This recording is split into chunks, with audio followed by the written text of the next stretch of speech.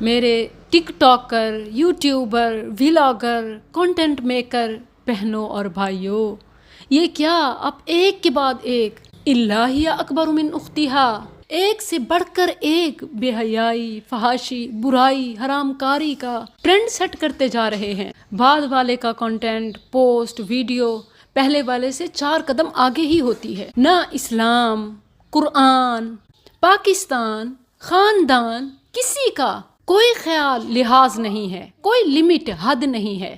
اول تو اللہ کا ڈر ہونا چاہیے، وگرنہ کچھ بندہ لوگوں کا ہی لحاظ رکھ لیتا ہے۔ یہ بھی نہیں تو کم از کم بندہ ذاتی یا فیملی یا پرائیویسی کسی کا کچھ پاس رکھ لیتا ہے۔ پہلے جو کبھی دیسی میراثیوں نے شادی بیاہ وغیرہ پر پیسوں کے ہار مالا پہنانے کا جو رواج شروع کیا تھا، اب وہ نوٹوں کے گلدستوں تک، منی بکے تک جا پہنچا ہے۔ اس بار عید پر منی بکے کا جو رواج شروع ہوا، کسی نے 10 روپے کے نوٹ کا بکے پیش کیا اپنی محبوبہ کو، گرل فرینڈ کو، مسز کو، وٹ ایور، کسی کو بھی اس سے فرق نہیں پڑتا کہ وہ رشتہ حلال ہے یا حرام۔ منی بکے دینا اٹس سیلف حرام، کبیرہ گناہ ہے۔ تحفہ دینا نیکی ہے، سنت ہے، نقدی بھی دی جا سکتی ہے، مگر پیسوں کے ہار کی صورت میں نہیں، یا منی بکے کی صورت میں نہیں۔ پیسوں کا گلدستہ بنوا کے دینا، منی بکے دینا، یہ ٹوٹلی ناجائز ہے۔ کیونکہ 5,000 روپے کے نوٹوں پر مشتمل بکے 5,000 روپے میں ہی نہیں بلکہ 6، 7 یا 10,000 تک میں بیچا اور خریدا جاتا ہے۔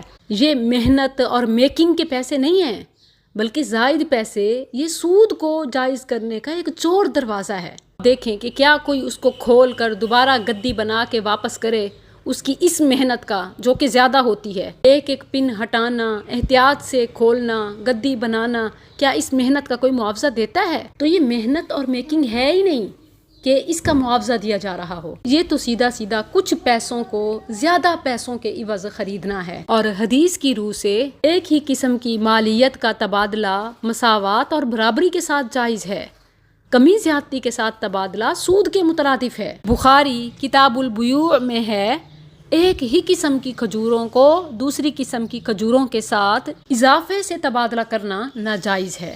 اور بخاری الوکالہ کے مطابق رسول اللہ صلی اللہ علیہ وسلم نے اسے صریح سود قرار دیا۔ اسی بنا پر اگر کچھ پیسوں کو زیادہ پیسوں کے بدلے میں فروخت کیا جائے تو یہ شرعاً ناجائز اور صریح سود ہے۔ اسی بنا پر اہل علم، مفتیان نوٹوں کے ہار بنانے کے کاروبار کو بھی ناجائز قرار دیتے تھے۔ یہ اسی کی جدید قسم ہے۔ پہلے نوٹوں کے پیسوں کے ہار پہنائے جاتے تھے، اب پیسوں کے گلدستے، منی بکے۔ صرف سود ہی نہیں بلکہ ریاکاری بھی ہے، جو کہ فتنہ دجال سے بھی زیادہ خطرناک ہے، اور رسول اللہ صلی اللہ علیہ وسلم نے اسے شرک خفی قرار دیا ہے۔ یہ حدیث کی تقریباً ہر کتاب میں موجود ہے۔ یہ دکھلاوا ہے، شو آف ہے، مقابلے بازی ہے، دنیا داری ہے، کیا کیا اس کی میں برائی اور خامی آپ کو بتاؤں۔ یہ تو سیئہ جاریہ ہے۔ صدقہ جاریہ تو کر نہیں سکتے، اپنے لیے سیئہ جاریہ کیوں بنا رہے ہیں؟ کسی نے 10 روپے کے منی بکے کا سلسلہ جو شروع کیا، اب ہزاروں اور لاکھوں تک جا پہنچا ہے۔ 5-5 ہزار کے نوٹوں پر مشتمل منی بکے، گلدستے۔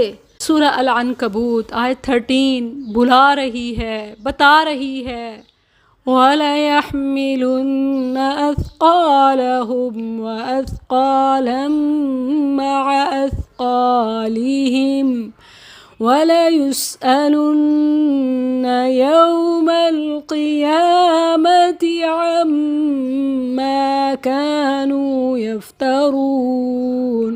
اور یقیناً وہ ضرور اپنے بوجھ اٹھائیں گے اور اپنے بوجھوں کے ساتھ کئی اور بوجھ بھی، اور یقیناً وہ قیامت کے دن اس کے متعلق ضرور پوچھے جائیں گے جو جھوٹ باندھا کرتے تھے۔ نبی صلی اللہ علیہ وسلم کا صحیح مسلم میں فرمان بھی ہے کہ من دعا الی ضلالۃ، جس نے کسی گمراہی غلط کام کی طرف لوگوں کو بلایا، ٹرینڈ سیٹ کیا، کان علیہ من الاثم مثل آثام من تبعہ، تو اس پر اس کا بھی گناہ ہوگا جس نے اس کو دیکھ کے شروع کیا۔ پتہ نہیں کہ یہ طوفان کہاں جا کے تھمے گا، اب تو ہر چیز میں سے پیسے ہی نکل رہے ہیں۔ شاید اسی کے لیے کسی نے کیا خوب کہا تھا کہ حقیقت چھپ نہیں سکتی بناوٹ کے اصولوں سے، خوشبو آ نہیں سکتی کاغذ کے پھولوں سے۔